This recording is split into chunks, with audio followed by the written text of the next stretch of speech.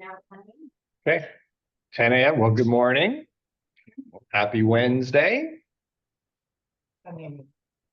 Sunny. Wow, it's supposed to be sunny for the next few days, which is amazing. Having the sunshine can make a difference, right? It does. For everybody. So, welcome. I did, obviously there's lots of stuff going on in the marketplace. But the biggest thing I wanted to cover off was the fact that we talked about it briefly last week, just that you are in sales, right?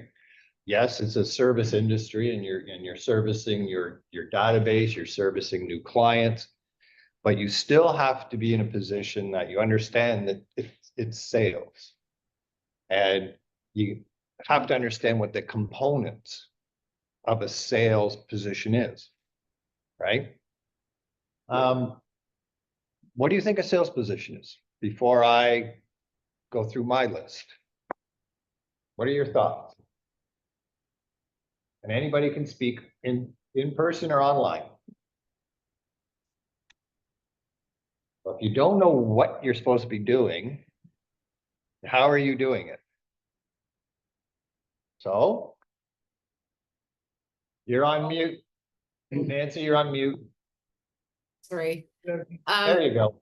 I think a sales position is basically, you are the liaison between matching somebody with a product that they want to acquire. Okay. Okay, very good. And then in our case, what is that product? Property. Property. Okay. All right. Any other thoughts? You've been doing this a long time. Go back to the basics. I don't Right. forget things. Right? She covered it, but No, she covered it. yeah. connectors. Okay, connecting. Okay. So Oh, go ahead. I'm sorry. I don't mean to be No. rude. I think the other thing about a salesperson is educating the person who's buying the product, whether it's a piece of property or a washer and dryer, educating the person on the product that they're buying. Right. Okay. So we can all agree then that nobody is going to make a decision on buying anything until they feel comfortable that they understand the use of it.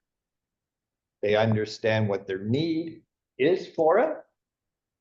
And they understand how it's a benefit for them. Then it doesn't matter what it is. Until you get to that point with any consumer, they are not going to make the decision. Okay? The consumers themselves, though, are not going into any type of sales purchase with the understanding of this is why I need it.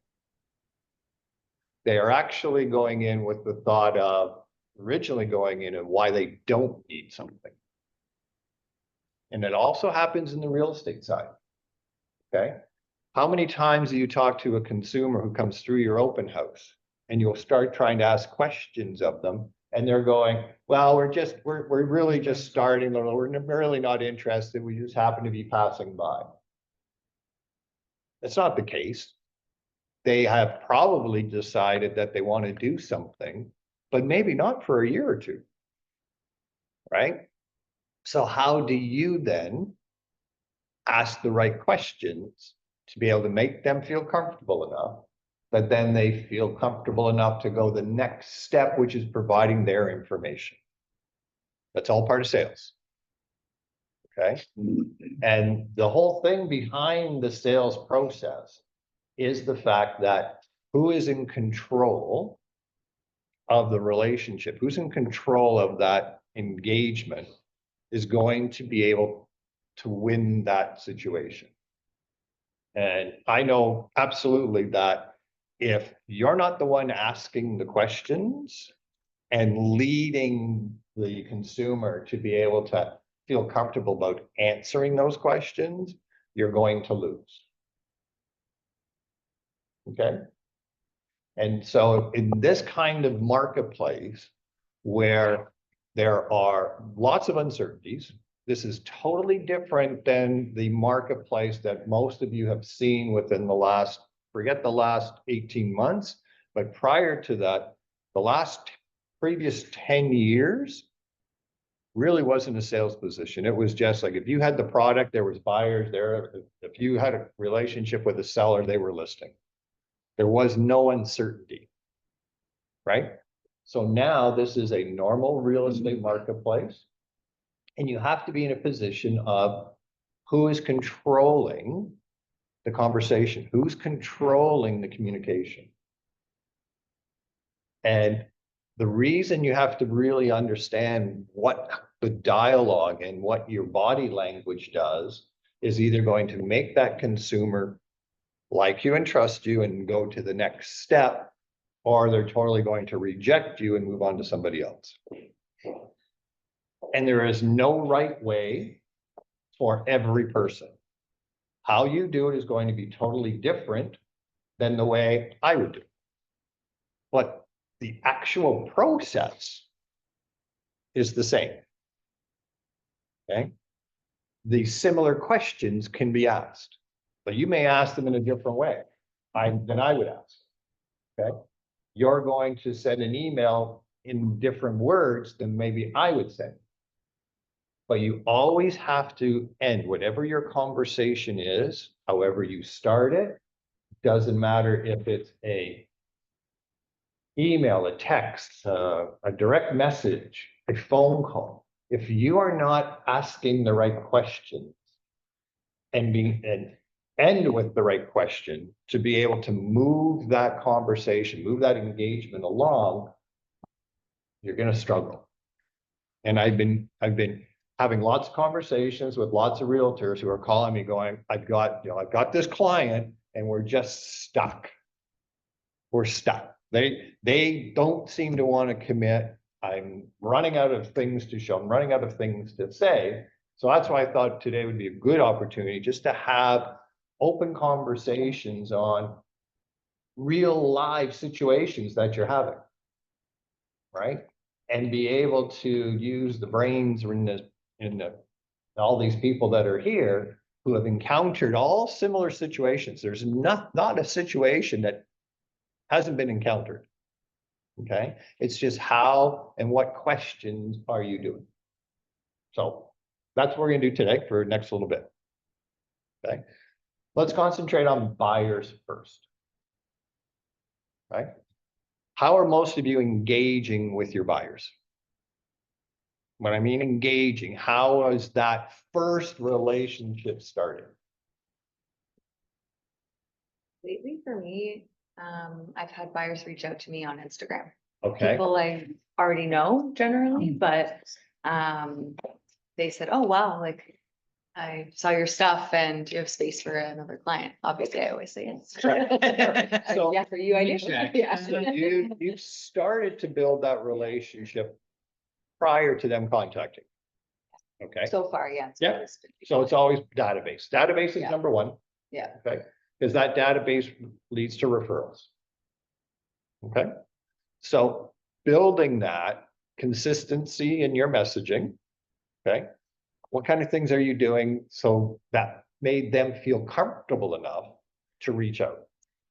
I like to think that my content is personal. It shows like who I actually am as a person, and it's very educational Okay. and like base level stuff that Right. people need to know. Okay, Mhm. excellent. And that's something that a lot of salespeople will overthink. Okay.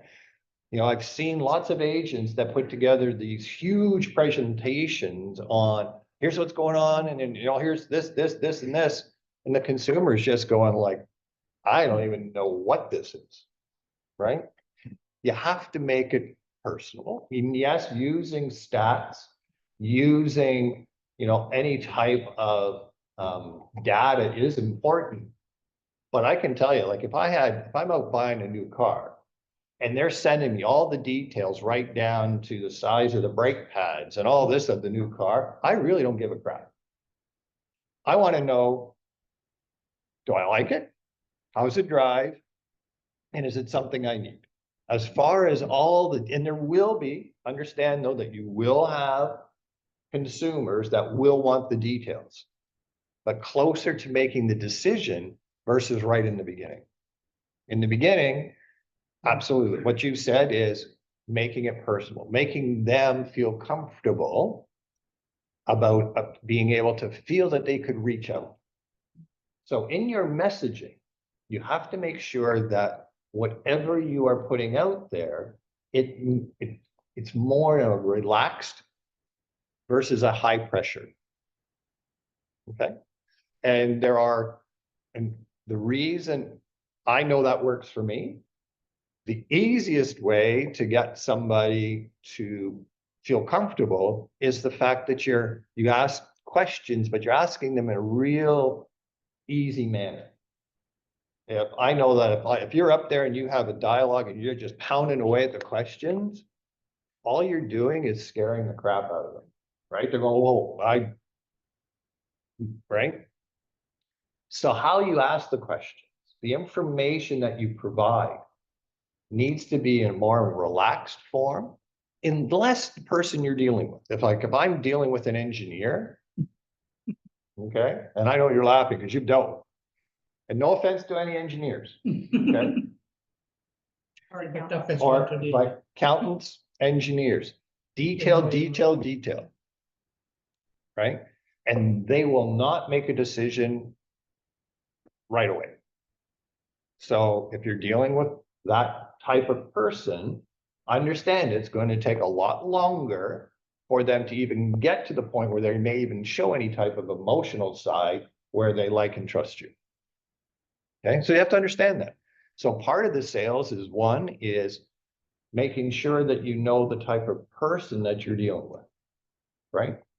So understanding that just by how they're asking questions, what detail are they asking for? Are they asking for any detail? Sometimes they don't even ask for any detail. Hey, here's what I'm looking for. I'll leave it in your hands. Okay. So you really have to understand the person and your client base. Who are you dealing with? Before you jump in, right? The whole idea is that you have to set expectations. And the only way you can set expectations is by asking questions. So if you jump in and you think, okay, I've got this inquiry, I'm just going to jump in, and you don't control the questions, you don't control the expectations, it's going to be really hard for you to control that relationship and to be able to move it forward. That makes sense? Have you found situations where you rushed in thinking, oh, I got a hot client, and all of a sudden you're going like, I don't know what happened. They just ghosted me. Right? Because it didn't match the way that they make their decision making. Okay? So how are you engaging? How are you ending off with a question? A comfortable question. Nancy's got a, yeah, Nancy, input? Just, okay, I'm not on mute. Like I have professional training about communication, as you know, because I was a 911 officer for EMS. It's all about how you present a question and how direct you have to be to get that result and how to control a conversation. And I think with me, when I meet buyers, I'm just more personable with them, like, hey, how's your dog? Well, because I'm a crazy dog lady. And get to know them first, and then don't leave them thinking that you just want to make a deal and walk away. Does that make any sense? It does. And I agree. yeah. One of the first things I try to do is connect with them. I can't hear. Oh, sorry. So that's one of the first things I try to do as well, is to connect, try and find something in common that we can connect about and sort of break the ice. And that's, understand you're not going to be a fit for everybody. Okay? You're not going to be a fit for everybody. And that's okay. And it's okay when you're controlling the situation to say to them, look, like I meet with buyers, or I'll meet with sellers, and I'll basically say, look, all I'm trying to do is figure out if we can even work together. Because if we can't work together, it doesn't matter. Now, I wish you all the best, but unless we can work together and it's in a beneficial relationship for both, let's not waste our time. And it's amazing by all of a sudden they go, oh, you're not here to sell me? Right? If you go in, and I do know of an agent that like phenomenal at going in, doing a presentation, and literally would not walk out unless he had that listing agreement signed. But man, there were so many times after the fact that we'd get a call at the office and it'd be, I had one of your agents in my house last night, and after 3.5 hours, I finally had to sign the document to get him out. I am telling you, I'm not dealing with your office. I'm not dealing with that agent. Not the way I do that's not the way you want to do business. It was many years ago and not with us. So, anyways, but what I understand that if you come across too strong, you've already lost that opportunity. Okay. Now, if you're an agent that's doing numbers games and you just have a certain way that you do it and you know it's just numbers, then keep doing what you're doing. But understand that if you tweak something a little bit, your opportunity of winning goes up. Okay. So first thing is, don't come on too strong. Okay. Do not come across as if you really needed, we all need a deal. I get it. Okay. We all need transactions. But if you're coming across as if they're the next number, they're going to sense it.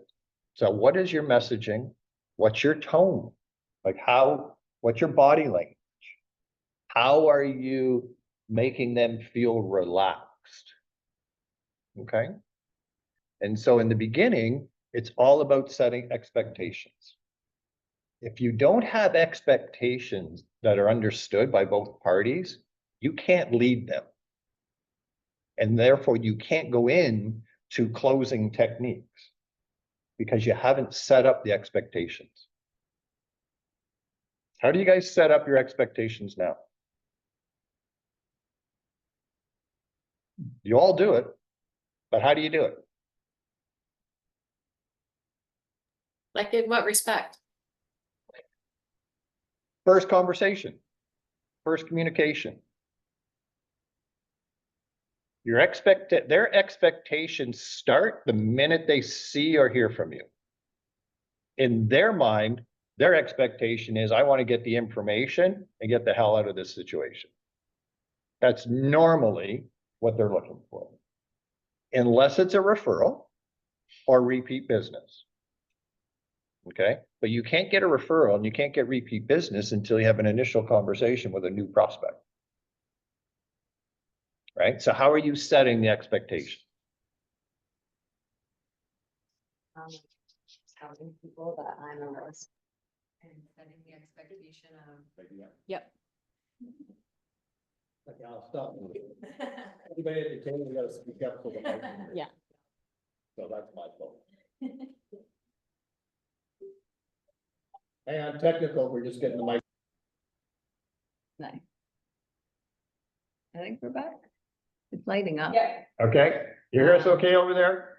I can hear you, Scott. I couldn't hear anybody else. Okay, well, they'll speak up. Okay.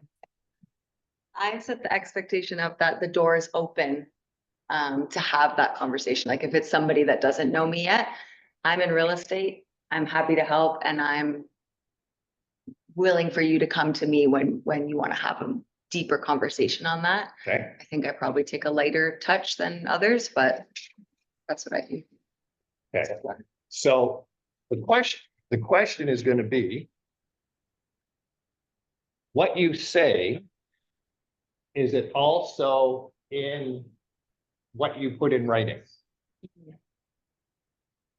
Okay. So how is the information that you're putting out in your first email correspondence or the bio that you have? Okay. Does it match what you're trying to say when you see them or when you communicate with them? If it doesn't, you gotta fix it. Okay? Again, that first impressions, the idea is that you create the environment of a safe environment for them to communicate. That's the only way they're going to make a decision. One of the, try and say this, can you hear me, Nancy? Yep, I can. Okay, good. One of the lines or sentences that I say to people is, I'm here to help you at a pace that's comfortable for you. So that people know it's like, I'm not here to push you, I'm not here to rush you, but I'm here at a pace that works for you. Okay, if you do hear background noise, unfortunately, we have a brand new copier that's being installed today, so. Yeah, so we got a new Canon copier that's coming in, so. Anyway, so understand that making them know that it's at their pace, they've got lots of time to make decisions. But that should be one of the questions that you're asking is, when you're communicating with them is, do you have any set timelines? Right? I'm here to help any way possible. But for me to be able to help you best is, are you okay if I ask some questions about your situation so I can guide you the best? Okay? Ask for their permission to ask them questions. Because then you can start making notes. Have you ever noticed that if you are with some people and all of a sudden you start writing stuff down? Or you're in front of somebody and they're writing stuff down? Does your back not go up? You go, hey, what are you writing? Yeah. Right? What is it that I just said? What are you writing? Okay. Ask permission to take notes. And then the people are going to go, oh, okay, great. If you don't do that, then what happens is they start going, okay, well, like, I'm not going to say anything else because I don't know what they're going to write down. You're gonna hold me to it. Right? Right. So ask permission to take notes and any situation, listing side, buyer side. Just say, hey, you guys okay if I make some notes just so I know that I can reference back to be able to help you more? How many people are going to go around? No, I don't want you to take any notes. Absolutely. And the other reason why you take notes, okay? The other reason why you take notes is part of a closing technique. And I want to make sure we keep going back to a closing technique is, okay? How do you close on something unless you can reference back? Right? So when I'm dealing with buyers, I always make wants, needs. And I always ask the buyers, give me everything, like, what is your wish list? Right down to, I don't care, like, what kind of mailbox do you want? Or do you even want mail delivery, or are you okay walking down to the supermarket? I get it right down to the point where I write everything down. So when I go to close, okay, I basically go back and I look at the complete scenario and go, okay, when we started this journey together, we made this wish list. We now have looked at, all these properties. And when you're showing a property, the best thing that you could do is eliminate that property the minute that you walk out the door. Don't wait till you get back. You want to eliminate it. And the easiest way to eliminate it, and what I do when I'm showing buyers, What do you think? I don't even say, what do you think?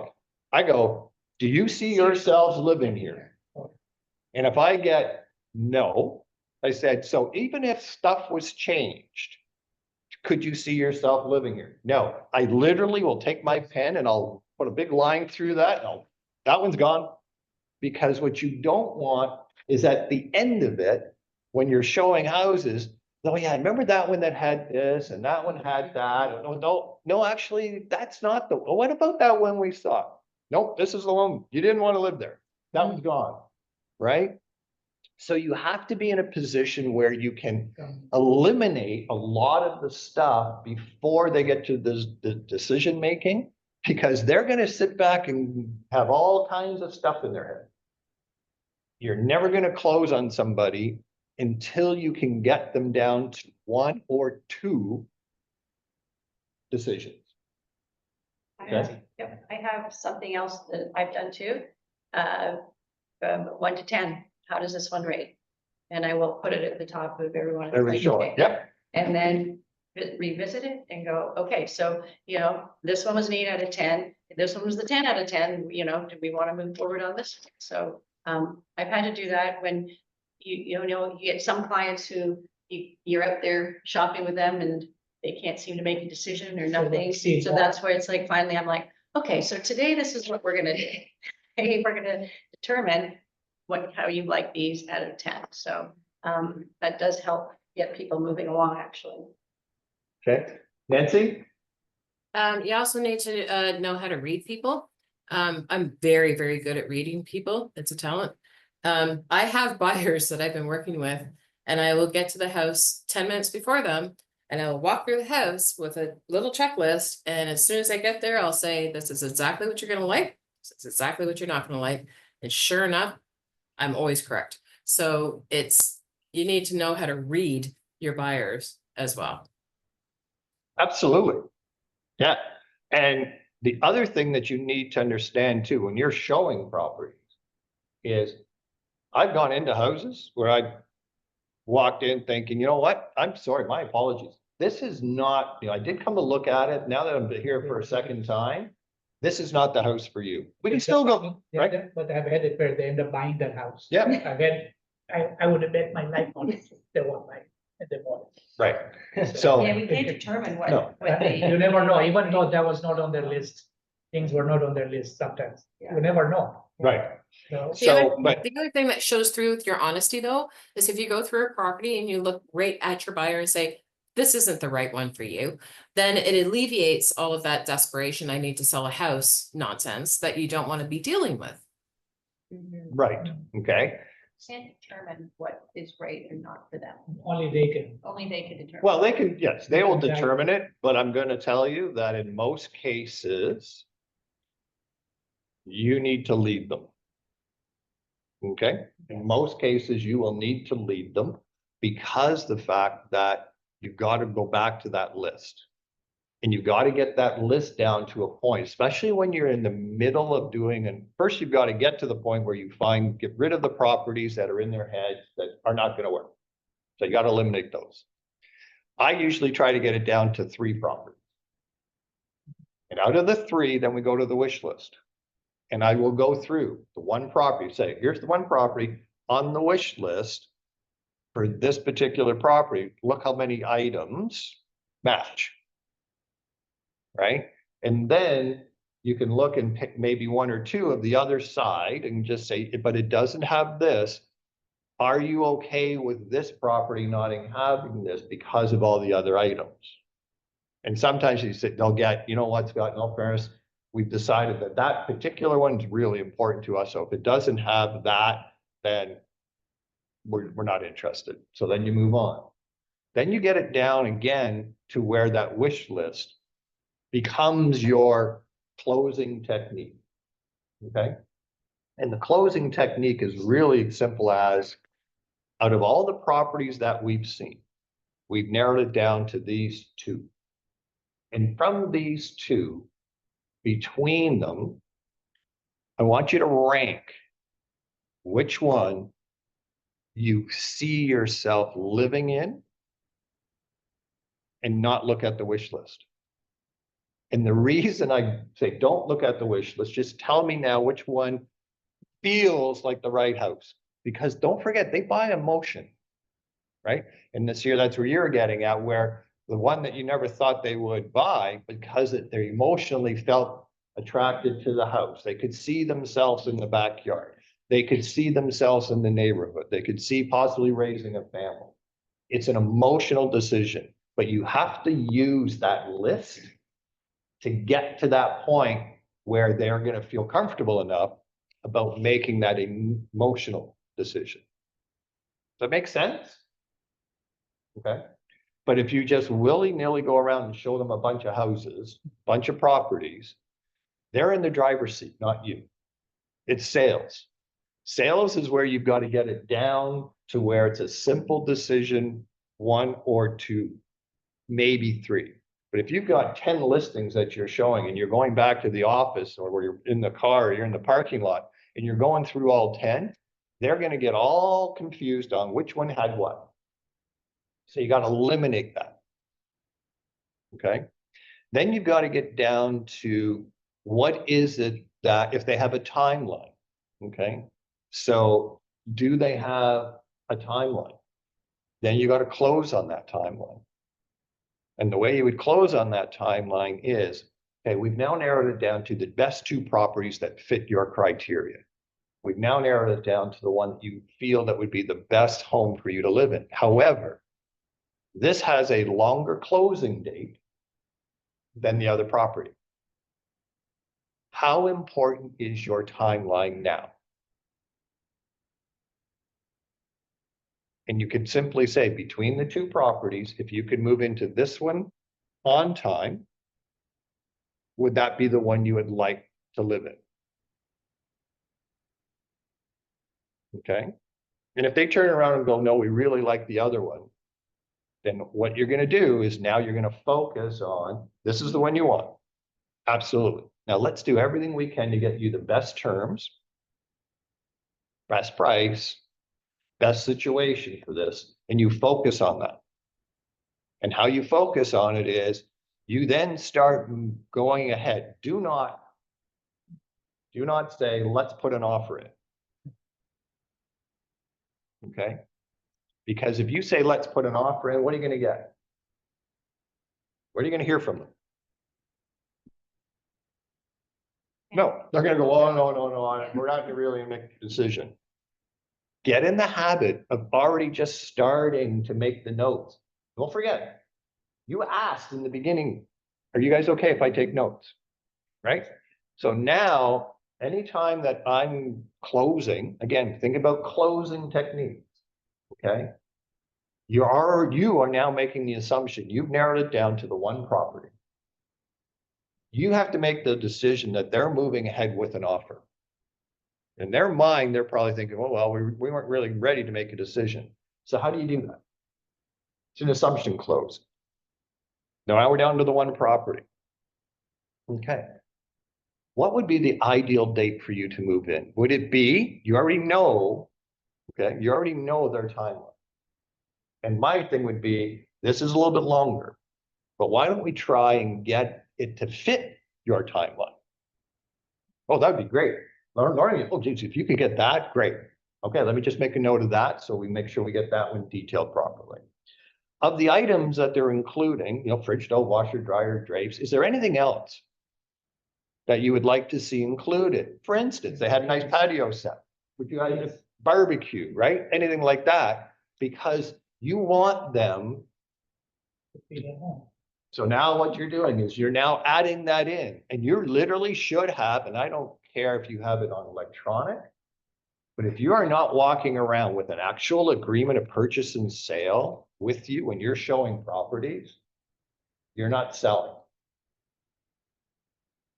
Okay. A lot of agents will, and I totally understand it. The marketplace has been so different for 10 years prior to now, where it is a sales position. You got to move people forward. Okay. You should be carrying the agreement of purchase and sale, even just to make your notes on it. You want to see a consumer start really sweating and wonder what's going on? Go into a listing appointment and start taking your notes on the agreement, on the listing document, and you watch how they all of a sudden go, well, what are you doing? Always ask permission first. Are you okay if I make my notes? Okay. Same thing with the buyer. They've already given you permission. So if you have an agreement of purchase and sale with you, closing date. Oh yeah, okay. Write it right in. Inclusions. Write it right in the agreement of purchase and sale. Okay. Document it all. Make sure that you've got their proper names. Write down the address. Put it all in. And you get to the point where they're going to go, I've had this. Scott, what are you doing? We're not ready to proceed. I know you're not ready to proceed. But as we talked about in the beginning, for us to make sure that we have everything documented and we're on the same page, I like to keep my notes in the proper format. Is that okay with you if we continue? What are they gonna say? No, I don't want you to write anymore? No. They're basically, okay, no problem. Because you cannot get them to a point to say yes or no until you've got something you can actually go to them and say, you know what, for us to proceed, for you guys to have a chance at this opportunity today, I've gone ahead and made all the notes. We reviewed it all. Would you be upset if this place sold tonight and you did not have the opportunity? And then shut up.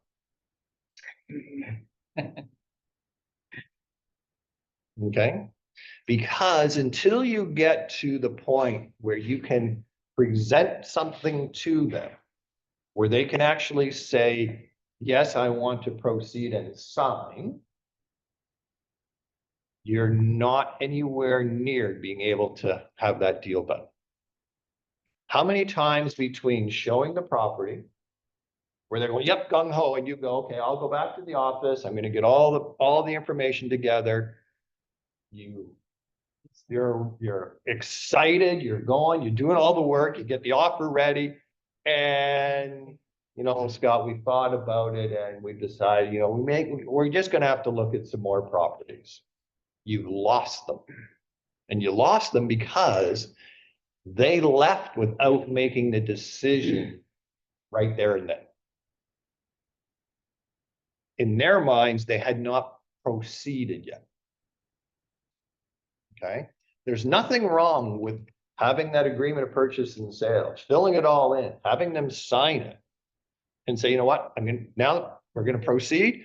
I'm just gonna go back. I'm gonna make sure that it's all on the form, detailed. There is, you know, make sure that there's other paperwork we have to do, but I think this is really exciting, the opportunity of you getting this property. Okay? And so understand that it's sales. But if you don't believe that's the right property for them, don't even use any of these techniques. Because if it's not the right property for them, and they're going to go like, you were just trying to push me into a deal. Okay? But if it's the right property for them, and you know it is, you really need to help them get to that decision. Because if you don't, what happens is it sells, and all of a sudden that's the one property that they're gonna go, geez, you know, we really shoulda. And you didn't give them the opportunity.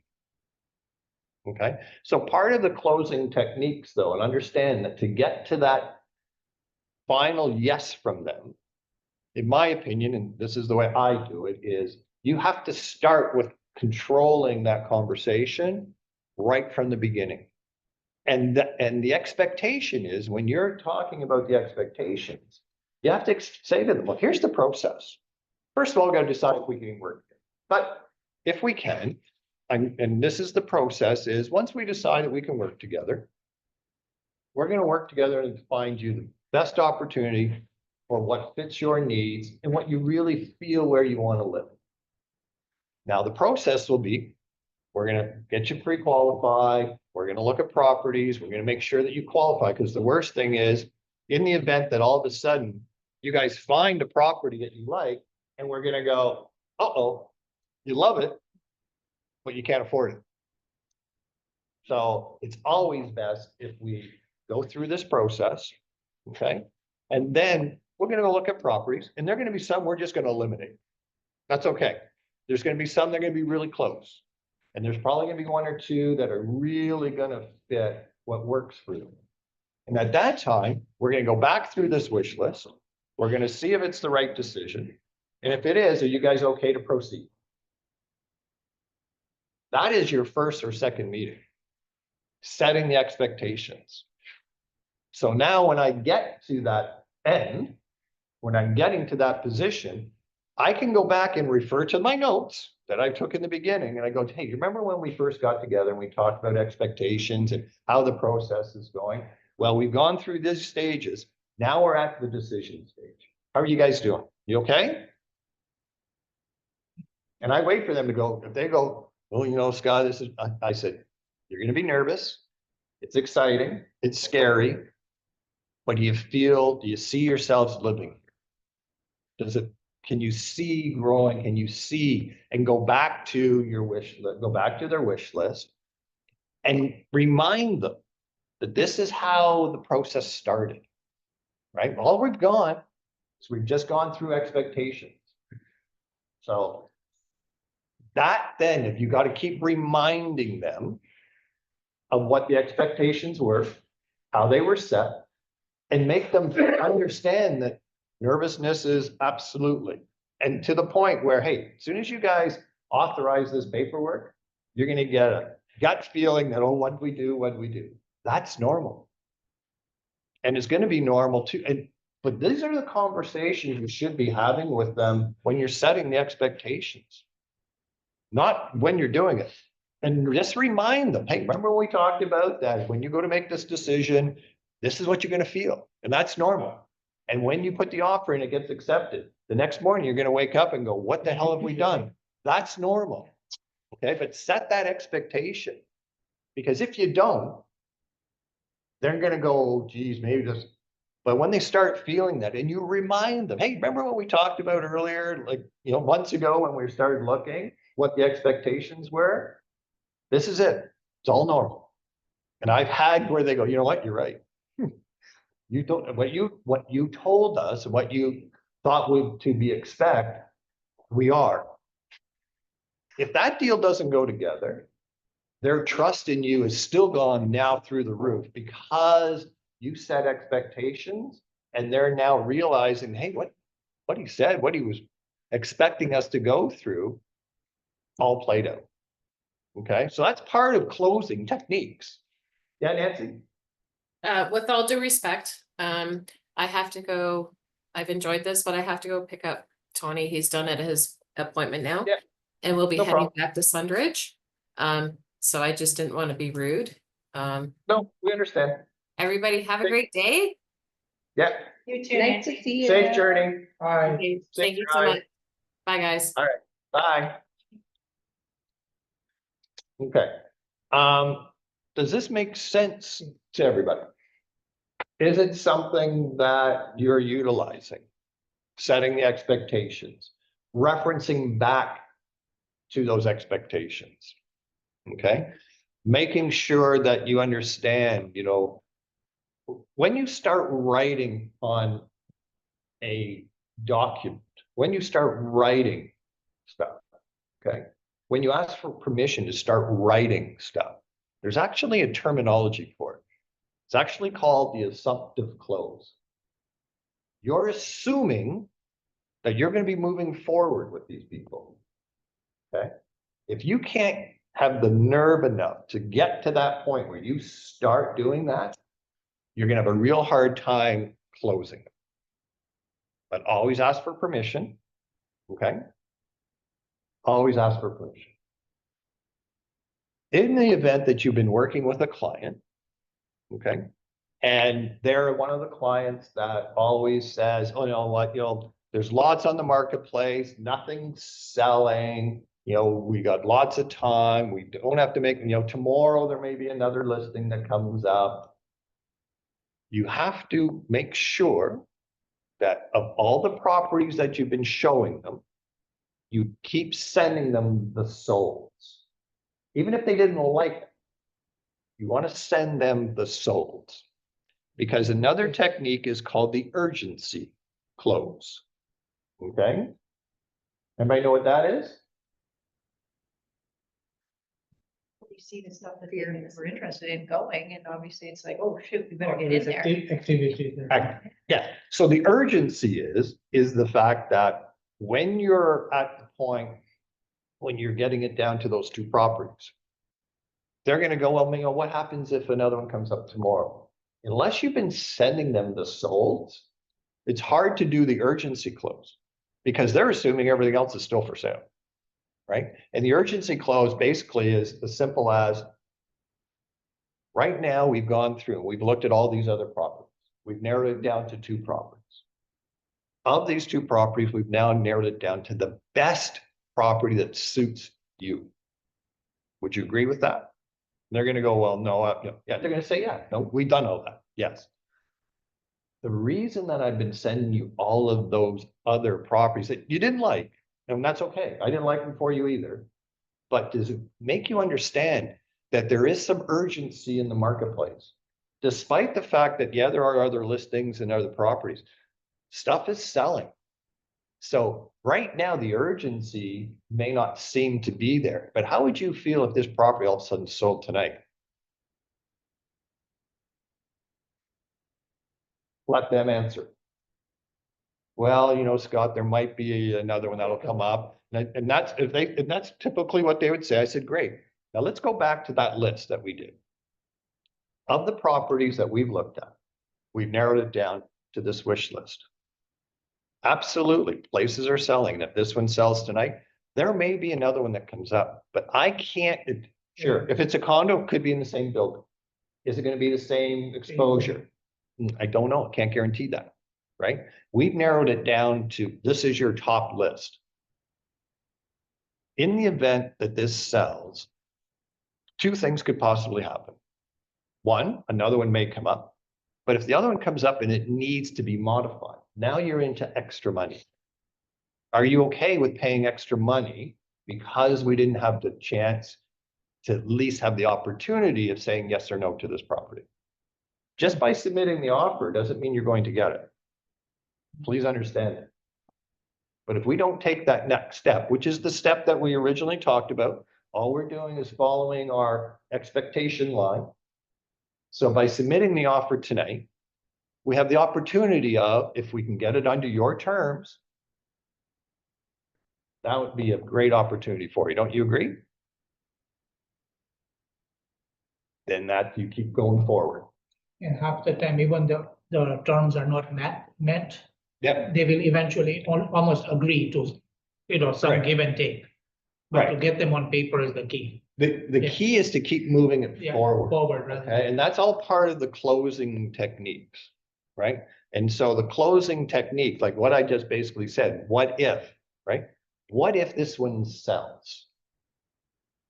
And we can't get you back into and you got it, and you got to understand, what is their top 2 or 3 things that they really, really need?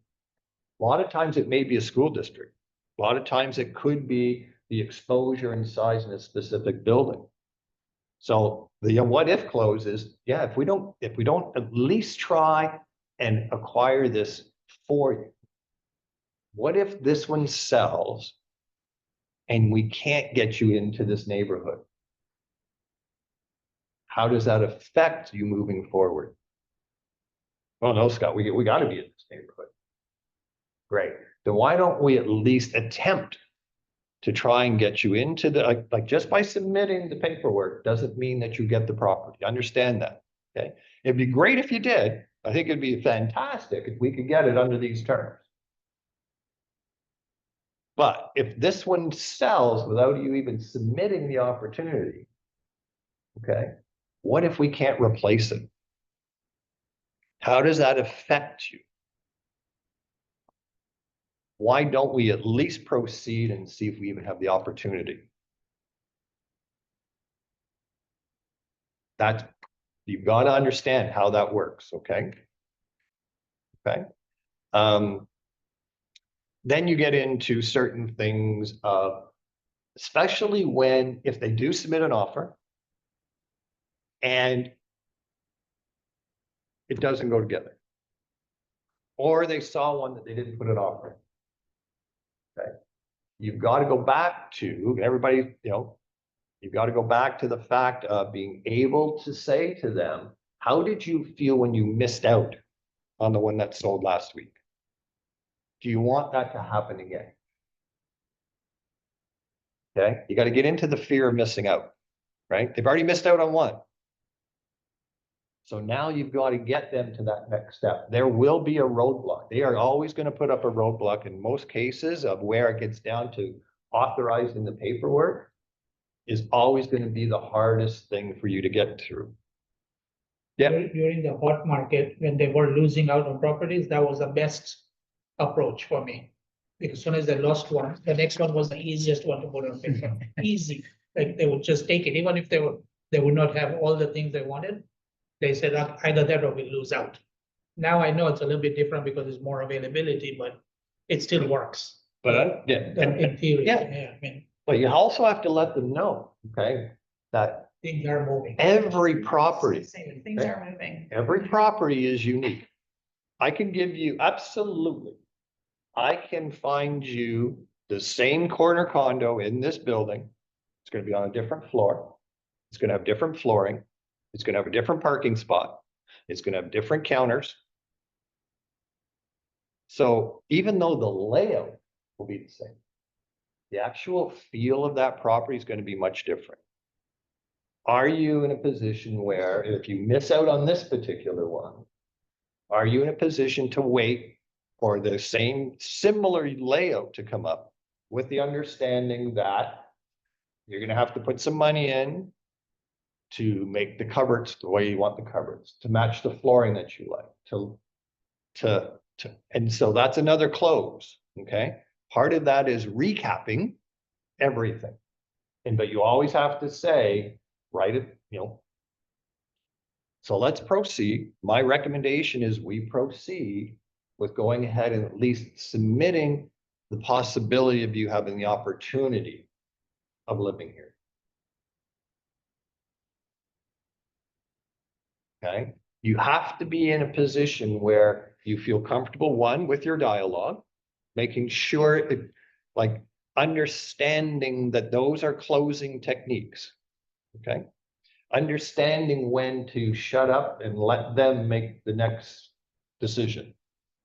Okay, and a silence can be a unbearable thing, but you have to let them make that decision. Okay. And the same thing is when now you've got an offer submitted. Okay. Then you're going to get a sign back, because very rarely does it go in complete. You're going to get a sign back and they're going to go, oh, thank good, and then you got to go back to what? You got to go back to closing. You got to go back to that list. You've got to start going through and say, hey, you know what? Look at all the great things we were able to get for you. You know, that extra stuff that we asked for, it's included. And you know, that closing date we asked for, not quite there, really close, but I think we can still work with that. And you keep going along and get it down to usually one or two items. Right? Price, closing date, sometimes it's what's included, what's not included.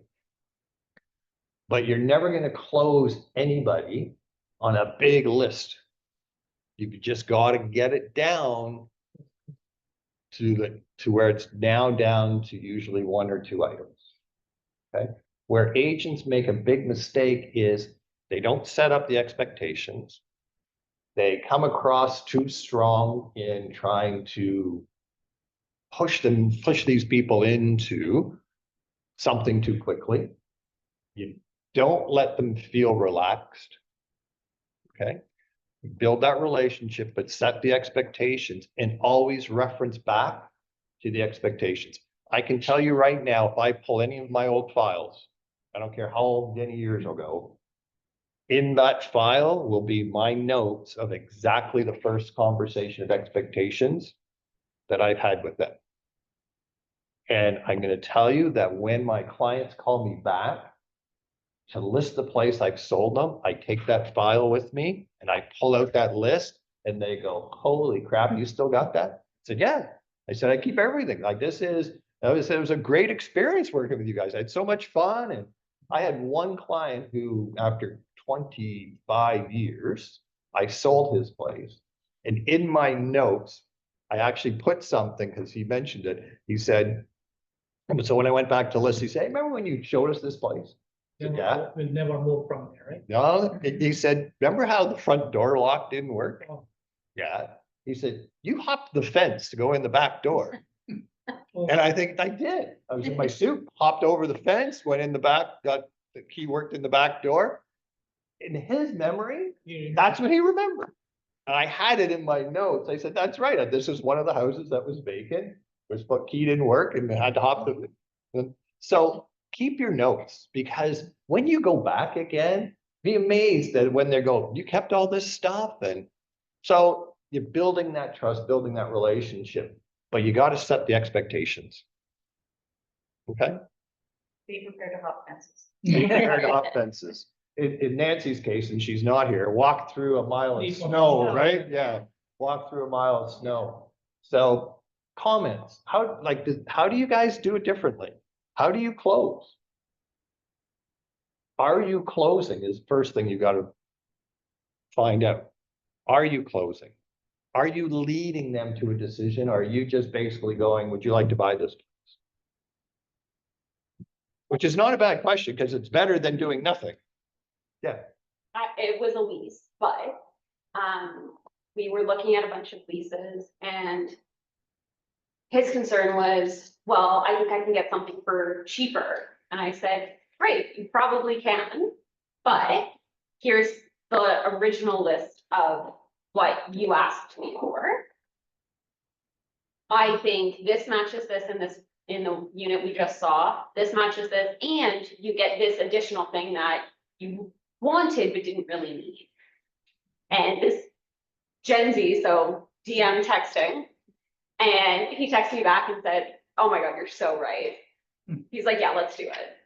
But again, back to that original list and Set the expectations. And that's the biggest thing I wanted to bring forward, is to control, to be able to move your clients forward. You have to set the expectations and reference back, because as they move through the process, they're going to get more nervous. It's easy and relaxed just to go out and look at houses, right? First hard thing for them to do is sign a buyer representation agreement. That's a big thing for them, right? Set that expectation. Nothing says you have to get it signed the minute you meet them. Okay? Set the expectation, but practice, okay? Practice your presentation. Make sure that, you know, the stuff on that you're sending them and how you speak to them matches. Okay?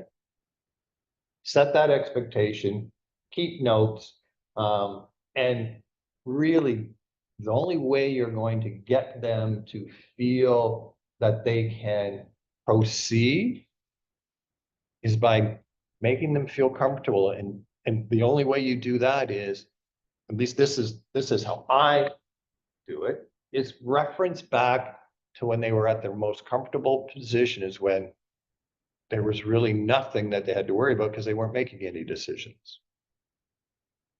Okay. That reassures them as well, like in your situation, he, as a buyer or a leaser, like you want to make sure you're not getting ripped off or whatever, like those are some of the stresses, and you reassured him in a way that matches his list, not your list or what you think is best or pushing him. It's his stuff. So that's reassuring while setting those boundaries and expectations. Right? It's Exactly. perfect. Yeah. So if you're not, okay, if you're not setting those expectations, if you're not having those communication with them, it's really hard. You're going to find it very, very difficult for them to make the decision to sign any offer. And I'm sure that you've been in a situation where you've been dealing with people, and when it got down to making that decision, it was like you just couldn't figure out why they just weren't going to make the decision. It's because you didn't set the expectation. And you didn't keep referencing back to, like, how we doing? Like when you're showing, if you finish showing places, hey, how you feeling? Any questions? Like, you know, as we originally discussed, this is just the process. You okay with the process? Keep reassuring them, asking them, make sure how they're feeling. Okay. Questions, thoughts? I won't jump into the listing presentation, but very similar scenario. It doesn't matter, listing side, buyer side. Set the expectations. First thing you want to do is make sure that they both, you and them, understand that we're not, until we understand that we can even work together, it doesn't make sense for even to go through it. So part of the expectations is having that, is having that initial conversations with them. But when you get into a listing presentation, there are techniques of how to do your listing presentation so that you're closing as you're presenting. Don't wait to the end when you're doing a listing presentation to ask them to proceed. You got to break it down into chunks. Okay, and what I mean by that, I'll just touch on it briefly. If you're doing a listing presentation and you're showing them your marketing, okay, don't wait to the end to see if they have any questions about your marketing. Just say to them, do you see how my marketing could benefit to achieve the top price for you? And you got to get them to say yes. If they don't, then you got to stick on the marketing, since you have to use that as an advantage for them, right? If you go through your listing presentation and you're not stopping to close on little items, it's going to be one huge item at the end. By the time you get to your listing presentation, you need to have them say yes 7 times to stuff. If you haven't done that, you better go back before you ask them to sign the listing agreement. Because in their mind, you have not got, in my mind, you have not got enough yeses for them to feel comfortable about moving ahead with you. Okay. Questions, thoughts, input? Was this conversation beneficial? Does it make sense to you? If you haven't been doing something like this, you may have your own techniques that you're doing, but you have to have a process, okay? And you have to make sure that you set those expectations, keep going back and making sure that your client is feeling comfortable with the process, and remind them that this is normal. Remember how we had that conversation when we originally got together and we talked about expectations? This is normal, okay? All right, anything else going on? Really? Nothing else going on? Who's got a listing? Who's got what? Who's I still have a listing at 530 Lolita. Come on, people. on the line, people? Yeah, condo, 2-bedroom condo. I'm working on a reduction on the Brampton house. Brampton House reduction, okay, Yeah, it's difficult to, okay, but I showed them what's available now. yeah, Some are more renovated than ours and they're much lower, so. okay. So price is gonna be everything right now. Okay. And so especially in the condo market, if you're, depending on where the expectations are that you set for them, you have to go back and make sure you update them on what's going on, right? Absolutely, and unfortunately, nothing, there's 3 for sale in that building. Some of them are even priced lower, nothing's moving, and nobody's even getting showings. Okay.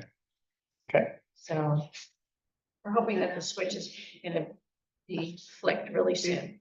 yeah, Some people were saying after the election, 1 month later, I think you were mentioning that people will start to, say, okay, now that's a normal life now, although there is this other.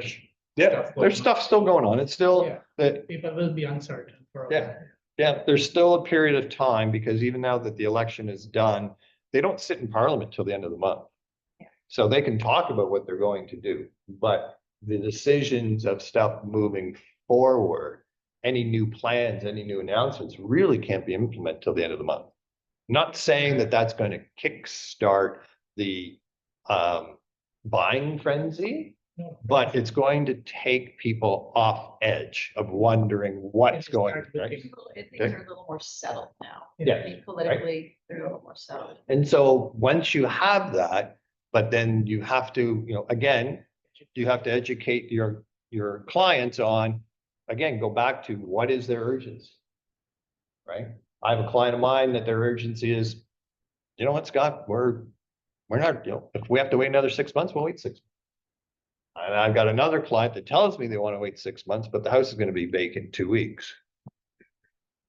So what, right? So where is their urgency? With your condo, depending on what their urgency is, then you have to look at it and go, okay, like right now, here's what's happening today. And so if you want to get it sold today, here is today's price. Right? And please understand that the market shifts daily.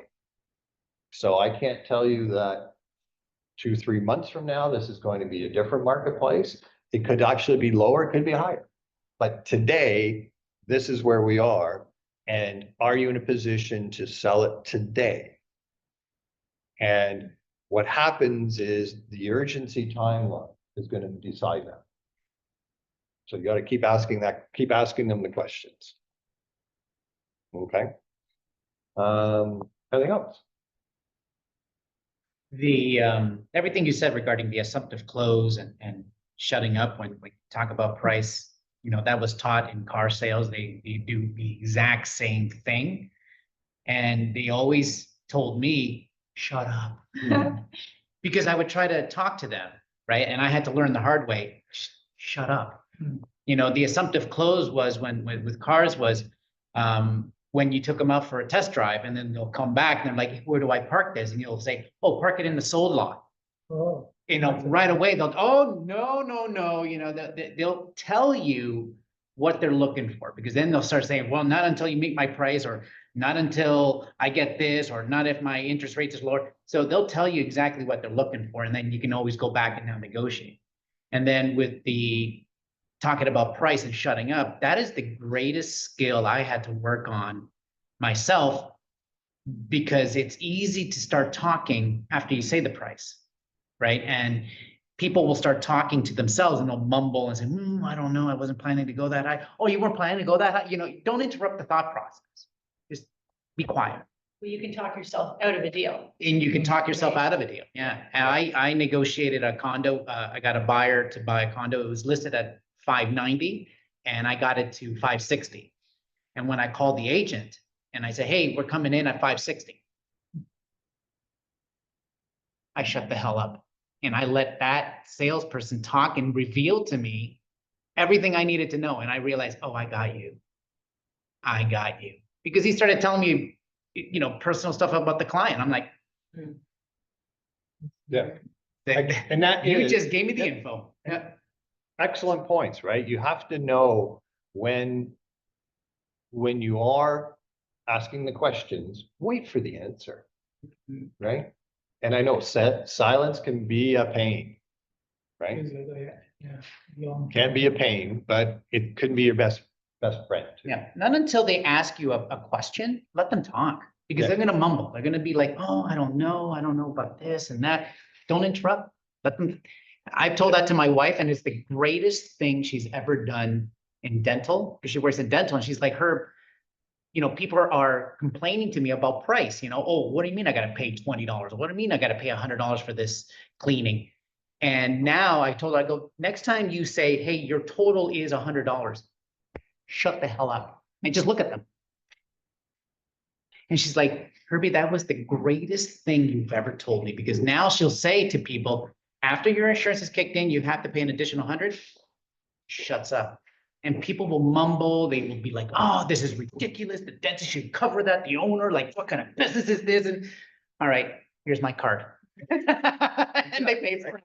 Yeah. Why argue? Like you argue with somebody, then you're going to talk them out of it. And then that 2-minute mumbling that they're doing in their head now extends to half an hour for no reason. Yeah. All right. So to wrap this up, hopefully there were some good points there, and thank you for everybody sharing. But please, okay, practice your presentation. Make sure you've got expectations built into it for the consumer. Okay. And practice. If you have to do practice with one of our realtors or friend or family member, don't do it the first time in front of the consumer. Okay. Practice your presentation. Practice what your questions are. Understand it's okay to have the questions in front of you even while you're sitting in front of them. Okay. But make sure that to get to that final decision, that the only way they're going to get that is if you recap everything that was expected and making them understand that it's normal. We talked about this. This is normal. Okay. I just want to add one thing, Yeah. actually. I don't know if it's helpful or not. When I, Keep going. Whenever I go to either listing or buyer presentation, I do have forms that I bring with me that have all the questions on them. And then I just ask them the questions like, where location, timing, what your must-haves, like all those sorts of things. Just so, but I'm prepared Yeah. and they can see I've got a form and this is, what I'm gonna fill out. So, and even with the listing one as well, same thing. We go through what's included, what's not, all that sorts of things. So, Yeah. it's just being prepared. Yeah. Yeah. Control, control, control. Okay. Anyways, great input. Thanks, everybody. Thank you. Okay.